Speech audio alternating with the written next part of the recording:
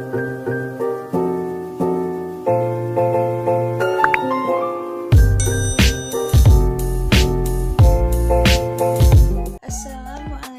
warahmatullahi wabarakatuh. Halo teman-teman, kembali lagi di channel Dwi Ayu Pancarani. Bagaimana kabar kalian hari ini? Semoga tetap dalam keadaan sehat dan tetap semangat untuk belajar dari rumah ya. Oke, pada hari ini kita telah memasuki materi baru mengenai manajemen pembiayaan sarana dan prasarana. Sebelum masuk ke materi, seperti biasanya kita perkenalan dulu ya.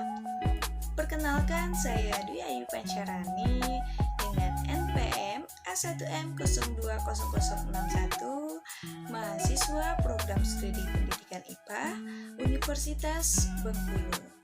Jadi, pada minggu ini saya akan membuat video pembelajaran mengenai materi baru dengan mata kuliah pengelolaan pendidikan dan dosen pengampu Bapak Dr. Muhammad Kristiawan, Magister Pendidikan.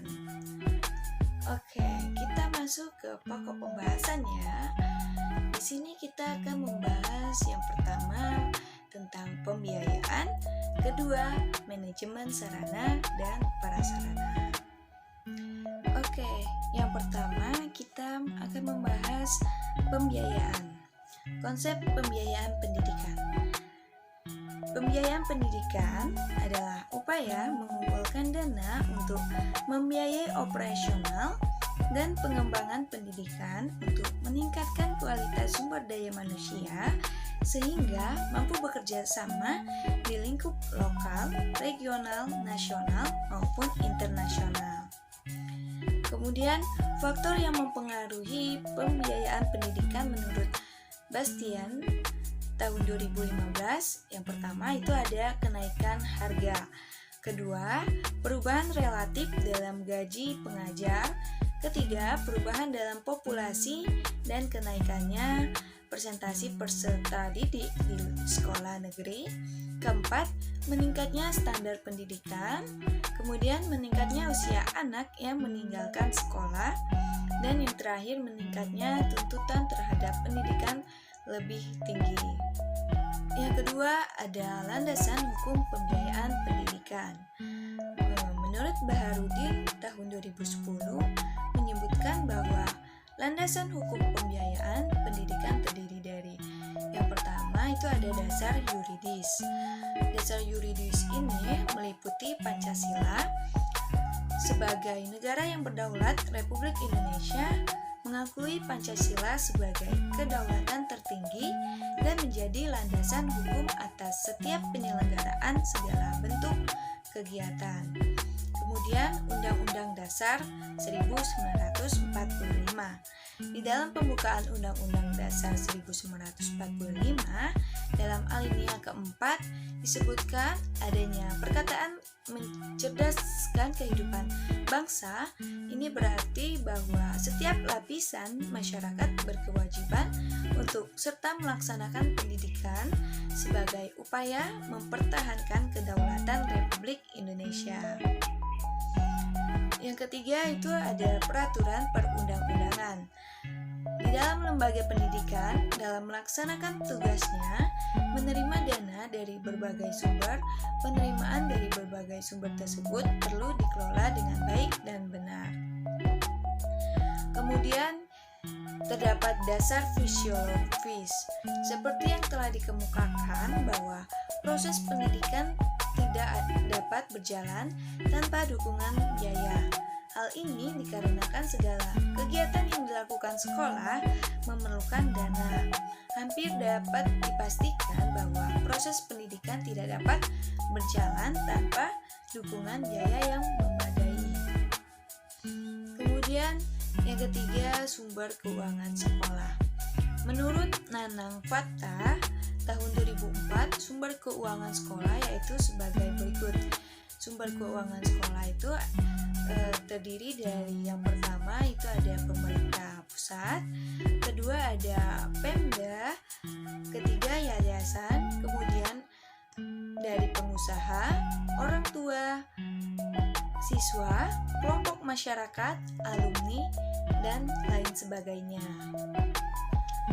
Yang keempat, terdapat kategori biaya pendidikan, meliputi biaya langsung dan biaya tidak langsung.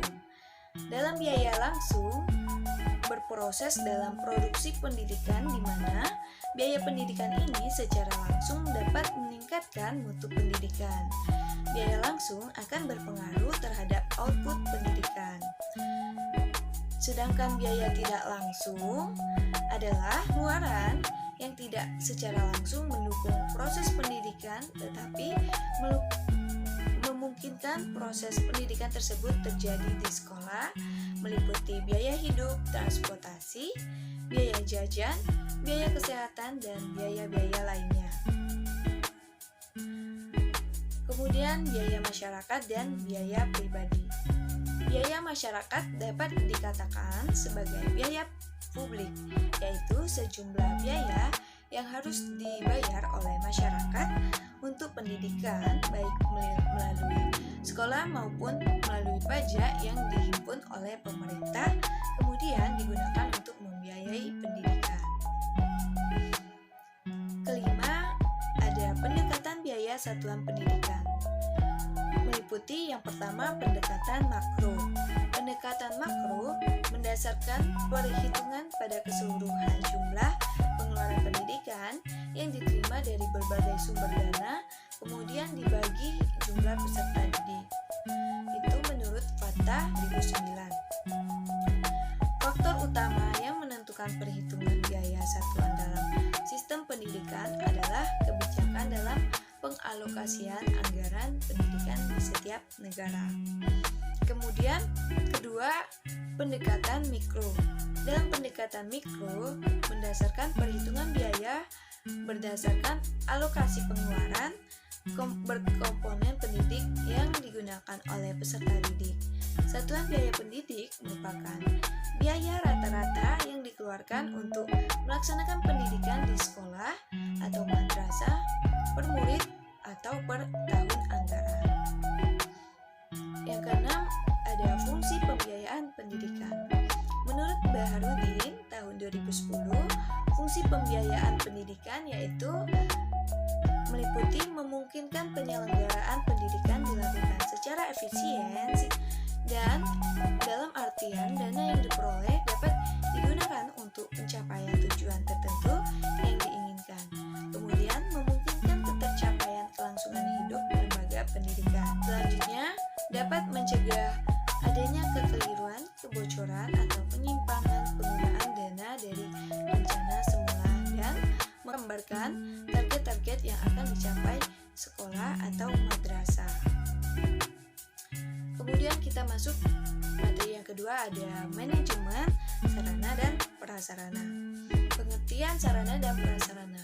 Menurut Darsini, sarana adalah semua fasilitas yang diperlukan dalam proses belajar mengajar, baik yang bergerak maupun yang tidak bergerak, agar pencapaian tujuan pendidikan jalan dengan lancar, teratur, efektif, dan efisien. Sedangkan prasarana merupakan semua perangkat kelengkapan dasar atau fasilitas yang secara tidak langsung menunjang jalannya proses pendidikan atau perjalanan seperti halaman sekolah, taman, dan kebun. Menurut Mulyasa tahun 2005 berpendapat bahwa manajemen sarana dan prasarana pendidikan bertugas mengatur dan menjaga sarana dan prasarana pendidikan agar dapat memberikan kontribusi secara optimal dan berarti pada jalannya proses pendidikan. Kedua itu ada perencanaan sarana dan prasarana. Menurut Dwindara dan Sumarto tahun 2004 mengemukakan bahwa perencanaan adalah merupakan kegiatan pemikiran, penelitian, perhitungan, dan perumusan tindakan-tindakan yang akan dilakukan di masa yang akan datang, baik yang berkaitan dengan kegiatan-kegiatan operasional dalam pengadaan, pengelolaan, pengorganisasian maupun pengendalian sarana dan prasarana. Kemudian ada tujuan dan manfaat perencanaan sarana dan prasarana. Pada dasarnya, tujuan diadakannya perencanaan sarana dan prasarana yaitu untuk menghindari terjadinya kesalahan dan kegagalan yang tidak diinginkan. Kemudian, untuk meningkatkan efektivitas dan efisiensi dalam pelaksanaannya. Sedangkan manfaat diadakannya perencanaan sarana dan prasarana yaitu dapat membantu dalam menentukan tujuan, kemudian meletakkan dasar-dasar dan menentukan langkah-langkah yang akan dilakukan, menghilangkan ketidakpastian dan dapat dijadikan sebagai suatu pedoman atau dasar untuk melakukan pengawasan. Kemudian terdapat persyaratan perencanaan sarana dan prasarana. Menurut Mulyasa tahun 2005, persyaratan perencanaan sarana dan prasarana yaitu sebagai berikut. Yang pertama ada perencanaan pengadaan sarana dan prasarana pendidikan sekolah harus dipandang sebagai bagian integral dari usaha peningkatan kualitas proses belajar mengajar. Kemudian perencanaan harus jelas. Untuk hal tersebut, maka kejelasan suatu rencana dapat dilihat pada tujuan dan sasaran atau target yang harus dicapai serta ada penyusunan perkiraan biaya atau harga keperluan pengadaan. Kemudian berdasarkan atas kesepakatan dan keputusan bersama dengan pihak-pihak yang terlibat dalam perencanaan dan mengikuti pedoman atau standar jenis, kuantitas, dan kualitas sesuai dengan skala prioritas. Yang kelima, perencanaan pengadaan barang bergerak dan barang tidak bergerak. Di dalam barang bergerak terdapat barang habis pakai. Misalnya menyusun daftar sarana sekolah yang disesuaikan dengan kebutuhan dan rencana kegiatan sekolah setiap bulan. Kemudian ada barang tidak habis pakai, seperti menganalisis dan menyusun keperluan sarana dan prasarana sesuai dengan rencana kegiatan sekolah serta memperhatikan fasilitas yang masih ada dan yang masih dapat dipakai. Kemudian ada barang tidak bergerak seperti tanah dan bangunan. Tanah meliputi menyusun rencana pengadaan tanah berdasarkan analisis kebutuhan bangunan yang akan didirikan serta lokasi yang ditentukan berdasarkan pemetaan sekolah. Kemudian bangunan mengadakan survei terhadap tanah di mana bangunan akan didirikan, hal luasnya, kondisi, situasi, status, perizinan dan sebagainya. Kemudian yang keenam ada pengadaan sarana dan prasarana. Cara-cara pengadaan sarana dan prasarana menurut Barnawi 2015 adalah sebagai berikut. Di sini dapat dilihat cara pengadaan sarana dan prasarana. Yang pertama itu ada pembelian, penyewaan, pinjaman, pendaur ulangan, penukaran, penerimaan hibah, dan pembuatan sendiri.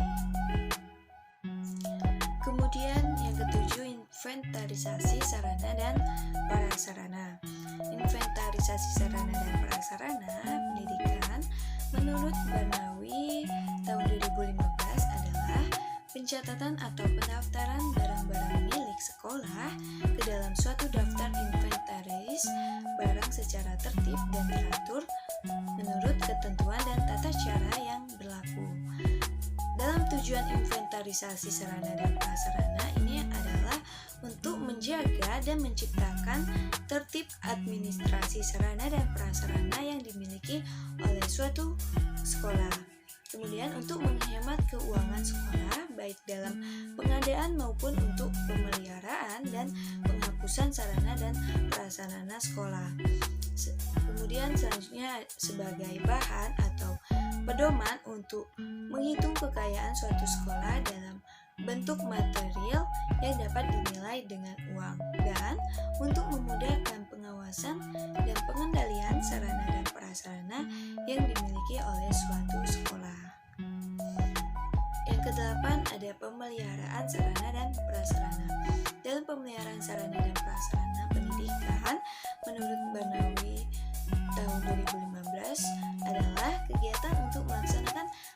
penghapusan dan pengaturan agar semua sarana dan prasarana selalu dalam keadaan baik dan siap untuk digunakan secara berdaya guna dan berhasil guna dalam mencapai tujuan pendidikan.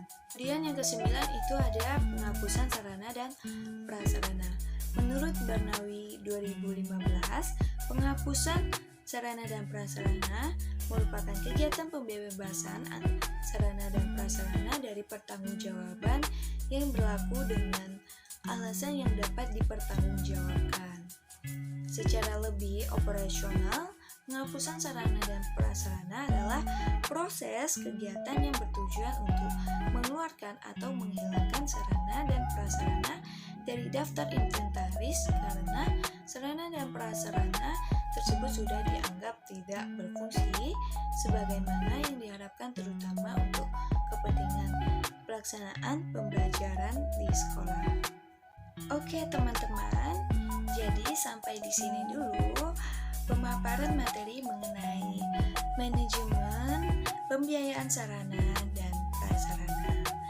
Nah, untuk kalian yang belum paham atau yang kurang jelas, boleh ditanyakan di kolom komentar ya, serta berikan saran untuk video di channel saya agar channel saya terus berkembang dan terus maju memberikan manfaat bagi teman-teman sekalian. Dan saya akhiri, wassalamualaikum warahmatullahi wabarakatuh.